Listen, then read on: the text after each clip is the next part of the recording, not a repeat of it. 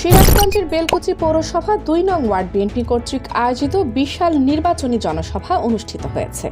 ২৯ November শনিবার বিকালে দেলুয়া ঈদগাহ মাঠ প্রাঙ্গণে জনসভায় সভাপতিত্ব করেন বেলকুচি পৌর বিএনপির সাবেক সদস্য মোহাম্মদ মামুন হোসেন বরাত।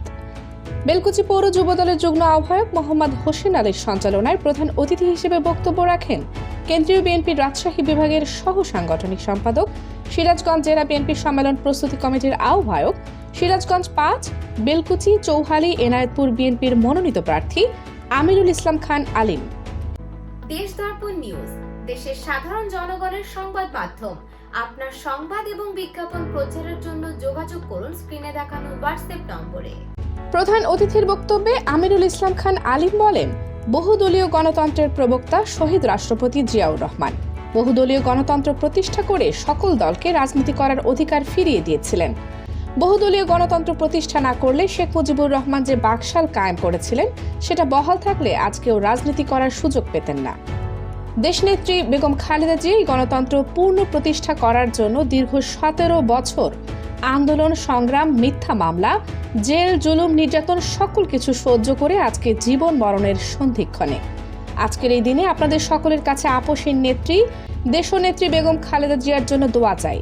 আর তার যে আশা গণতন্ত্র পুনঃপ্রতিষ্ঠা, সেটা বাস্তবায়ন করতে হলে আগামী ত্রয়োদশ নির্বাচনে ধানের শীষে ভোট দিয়ে আগামী দিনের রাষ্ট্রনায়ক তারেক রহমানকে রাষ্ট্রীয় ক্ষমতায় বসাতে হবে।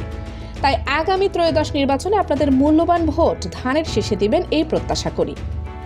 বিশেষ অতিথি হিসেবে বক্তব্য রাখেন বেলকুচি উপজেলা বিএনপির সাবেক সাধারণ সম্পাদক আলহাজ আব্দুর রাজ্জাক মণ্ডল, সিরাজগঞ্জ জেলা বিএনপির সদস্য মোহাম্মদ গোলাম আজম, বেলকুচি উপজেলা বিএনপির সাবেক আহ্বায়ক মোহাম্মদ নুরুল ইসলাম গোলাম, পৌর বিএনপির সাবেক আহ্বায়ক হাজী আলতাফ হোসেন প্রামাণিক, বেলকুচি উপজেলা বিএনপির সাবেক সদস্য সচিব মোহাম্মদ বনি আমিন, বেলকুচি উপজেলা বিএনপির সাবেক যুগ্ম আহ্বায়ক আব্দুল মান্নান সরকার, সিরাজগঞ্জ জেলা বিএনপির সদস্য মাহমুদুল হাসান শান্ত, সিরাজগঞ্জ জেলা তাঁত বিষয়ক সম্পাদক হাজী আকসেদ আলী প্রামাণিক, পৌর বিএনপির সাবেক যুগ্ম আহ্বায়ক শফিকুল ইসলাম শফি, উপজেলা বিএনপির সাবেক সদস্য মনোয়ার চৌধুরী বাবু, পৌর বিএনপির সাবেক যুগ্ম সাধারণ সম্পাদক মনোয়ার হোসেন শামীম, পৌর বিএনপির সাবেক সদস্য জাহিদুল হক মুক্তা, উপজেলা যুবদলের আহ্বায়ক শামীম সরকার, যুবদলের সদস্য সচিব আলম প্রামাণিক, উপজেলা মহিলা দলের নেত্রী ফ্লোরা ইকবাল সহ উপজেলা বিএনপি ও পৌর বিএনপির বিভিন্ন পর্যায়ের নেতৃবৃন্দ উপস্থিত ছিলেন।